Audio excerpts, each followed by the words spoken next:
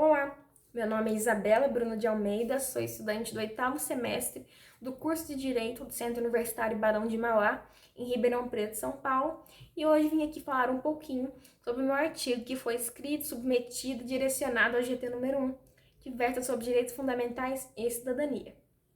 Bom, em um primeiro momento, acho interessante falar sobre qual foi meu principal objeto de estudo, que no caso foi o projeto de lei número 3.253 de 2019, que tem como intuito regulamentar a profissão exercida pelos trabalhadores de limpeza urbana, comumente chamados de garis. Mas antes de abordar em si o meu trabalho, a metodologia utilizada, a forma com que foi subdividido e as quais conclusões eu cheguei, acho importante e indispensável, na verdade, falar um pouquinho sobre o motivo pelo qual escolhi falar sobre isso, que é justamente pela falta de pessoas fazendo isso, né? A falta de pessoas se mobilizando em prol desses trabalhadores, que são tão importantes, tão essenciais, tão indispensáveis para a manutenção das nossas cidades ecologicamente equilibradas e ao mesmo tempo são tão pouco valorizados, muitas vezes invisíveis aos nossos olhos, sabe? Parece que todo mundo ali tem direito, menos ele. A gente olha, a gente vê a rua suja, a gente vê a folha rodando ali na rua, voando ali na rua, mas a gente não olha para eles, não olha com humanidade, não olha como deveria ser olhado. E é justamente por isso que eu estou aqui hoje falando sobre isso e espero que gostem do que eu tenho para dizer, ou que ao menos pensem sobre o assunto. Bom, uma vez que o projeto de lei tem como intuito, tem como justificativa, melhor dizendo, fazer com que esses trabalhadores sejam mais valorizados, o meu estudo tem como objetivo justamente analisar se, caso essa proposta legislativa venha a ser aprovada, se ela trará de fato consigo pontos de avanço na tutela jurídica e social desses trabalhadores, ou não. Para que isso fosse analisado, eu utilizei como metodologia de abordagem o método dedutivo e como metodologia de procedimento o de estudo de caso. Isso porque, uma vez que, conforme já mencionei, é tudo muito naturalizado, nós fomos ensinados a nos acostumar com esse sofrimento, com o sofrimento desses trabalhadores e achar tudo isso normal, percebe-se que é uma coisa enraizada, Por que pouquíssimas pessoas questionam sobre isso? Ou porque quase ninguém fala sobre isso, sabe? Por que a gente fala sobre o lixo e institui políticas dos resíduos sólidos, mas não falamos de quem os recolhe? Está tudo muito relacionado com o próprio desenvolvimento do mercado de trabalho. Os pilares sobre os quais ele foi desenvolvido, sabe? E é justamente por isso que eu senti a necessidade de dividir o meu trabalho em 2 subcapítulos. O primeiro para falar somente sobre toda essa contextualização histórica, analisando da época que eles surgiam, quais foram os pilares estruturais, e só depois de feito tudo isso, para que então entendêssemos o local na escala de prioridades que esses trabalhadores se encontram, é que então foi analisado o projeto de lei, mais especificamente seus 7 artigos.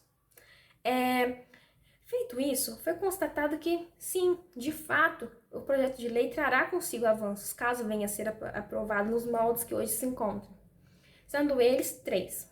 O primeiro é a conceituação bem completa de quem são esses trabalhadores e quais são as atividades por eles exercidas, evitando que com isso ocorra injustiça, sabe? A ponto de só uma parcela ser protegida e a outra não. Então, achei bem interessante e bem válido essa conceituação bem completa. Como segundo ponto de avanço, eu entendi a utilização do estudo como um ponto também diferencial na hora de escolher ali quem vai ocupar a vaga. Uma vez que, nesse caso, especificamente desses trabalhadores, eu noto que ocorre uma função meio contraditória, ocorre uma questão meio contraditória com a própria Constituição, uma vez que o exercício desse trabalho é tido muitas vezes como a consequência do não estudar, do não fazer algo direito. Por exemplo, tenho certeza que muitos de vocês já ouviram a frase: se você não estudar, vai virar gari. Se você não fizer isso, vai virar gari. Você quer ficar que nem ele, apontando pro gari, sabe? E, poxa, quão problemático é isso? Sabe? O trabalho não deveria dignificar o ser humano? Isso é digno. Será que eles se sentem dignos? Será que a sociedade os coloca numa condição de se sentirem dignos? Ou é o completo oposto disso, sabe? Parece que muitas vezes a dignidade deles é retirada por estarem exercendo aquela profissão. É uma realidade difícil, dura de admitir, mas é verdade, sabe? É difícil, e é justamente por essa questão que eu acredito que o estudo como fator diferencial é muito importante. Porque até com uma questão psicológica, pode acabar a vir ajudando a melhorar, de pouquinho em pouquinho, essa realidade, essa dura realidade em que esses trabalhadores têm que se deparar todos os dias. E como terceiro ponto de avanço, eu entendi que a aplicabilidade direta e expressa das normas do Sistema Nacional de Trânsito, no caso dos caminhões e dos coletores de resíduos sólidos domiciliares e hospitalares, é muito positivo, assim como a aplicabilidade também direta das normas de segurança e medicina do trabalho. Isso porque acaba dando um grande respaldo para os juristas que vierem atuar nas possíveis causas, utilizando de forma mais livre desses dispositivos legais que lhes é dado, para que assim seja dada uma maior e mais eficiente tutela.